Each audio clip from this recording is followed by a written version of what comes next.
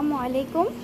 আজকে আমি আপনাদেরকে চিংড়ি মাছ পেঁয়াজ মরিচ দিয়ে ভাজি করে দেখাবো। এর জন্য আমি এখানে খোসা ছাড়িয়ে মাঝারি সাইজের 8টি চিংড়ি মাছ নিয়েছি। এখন আমি এখানে একটু হলুদ আর একটু লবণ মাখিয়ে নেব।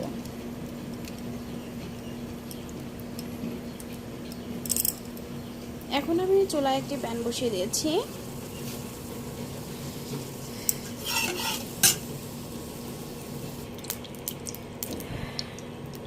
আমি পরিমাণ মতো তেল নিয়েছি। তেলটি গরম হওয়ার জন্য অপেক্ষা করব। তেল গরম হয়ে গেছে। এখন আমি পেঁয়াজ কুচি দেব।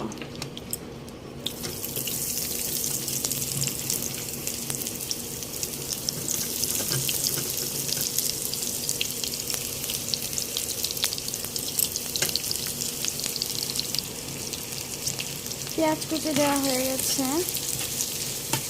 এখন আমি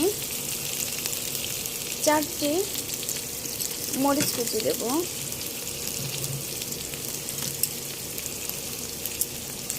এগুলো নাড়তে থাকবো।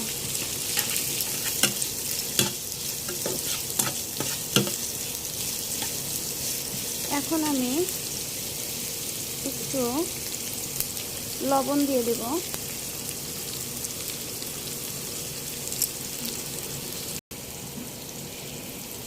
পেঁয়াজ এবং মরিচ একটু নরম হয়ে আসছে, আর একটু লালচে একটি কালার হওয়ার জন্য অপেক্ষা করব।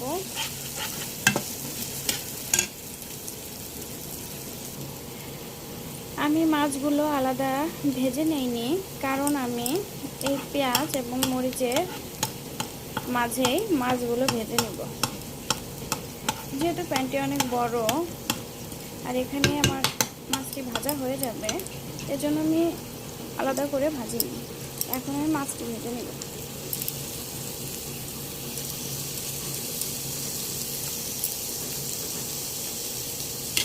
সবগুলো মাছ একটু একটু করে বিছিয়ে দেব।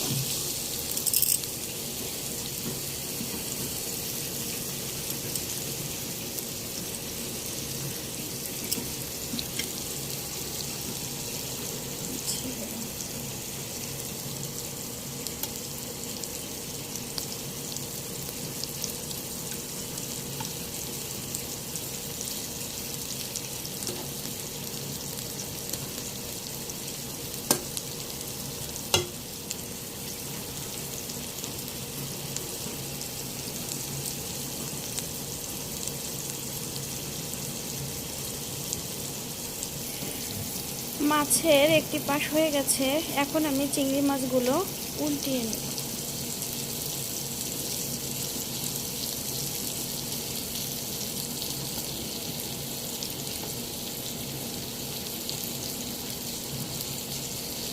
বেশি ভাজবো না, হালকা ভাজবো। বেশি ভাজলে খেতে ভালো লাগবে না। আর আমি সাইডের পেঁয়াজ মরিচগুলো একটু নাড়িয়ে নিচ্ছি। এভাবে ভাজলে কি হবে, পেঁয়াজ মরিচের মধ্যে চিংড়ি মাছের যে একটা ফ্লেভার, এটা ঢুকে যাবে। আর আমি আলাদা যদি পেঁয়াজ মরিচ ভাজি বা চিংড়ি মাছটা আলাদা ভেজে পরে একসঙ্গে অ্যাড করি, এখানে দেখা যাবে পেঁয়াজ মরিচের যে ফ্লেভারটা, চিংড়ি মাছের যে ফ্লেভারটা, ওটা আসবে না। এটা পেতেই আমি একসঙ্গে এগুলো ভাজছি। অনেকেই আগে মাছগুলো ভেজে নেয়, এরপরে পেঁয়াজ মরিচ ভেজে পরে মাছগুলো অ্যাড করে, কিন্তু আমি এভাবেই করে থাকি সাধারণত। আমি সেটি আপনাদেরকে করে দেখাচ্ছি।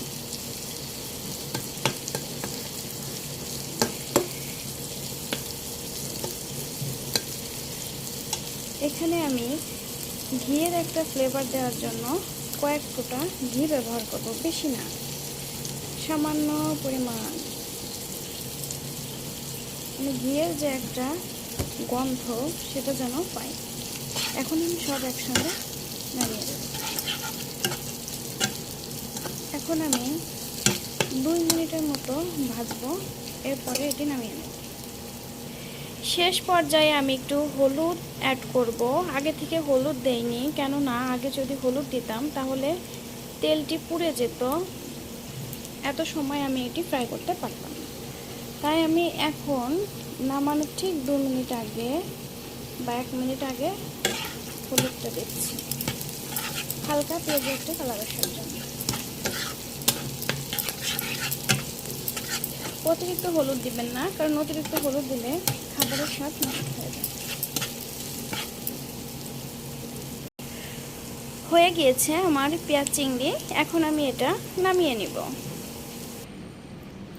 হয়ে গিয়েছে আমার পেঁয়াজ চিংড়ি, দেখতেই পাচ্ছেন কতটা সুন্দর হয়েছে, খেতেও খুবই ভালো। প্লিজ ভালো লাগলে বাসায় করে নিশ্চয়ই খাবেন। আজ এ পর্যন্তই। আসসালামু আলাইকুম।